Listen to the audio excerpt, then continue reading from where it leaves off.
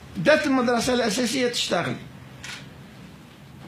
انتم راكم صحفيين بحثوا لي على الناس اللي خذاو البكالوريا 88 89. إذا كان واحد منهم فشل وين راهم؟ لكن لما كانت المدرسة صح وطنية وتخدم وتشتغل وتبني في البناء الوطني، الناس اللي جابوا الرئيس بوضياف ربي يرحمه وكلفوه وداروا له في لسانه يقول المدرسة راهي منكوبة، ما بقاش أسبوع ونكبوه هو في نفسه، قتلوه. هذوك اللي قتلوا الرئيس بوضياف هما اللي قدروا له يقول باللي المدرسة الوطنية مدرسة منكوبة، ومن هذاك الوقت هي منكوبة.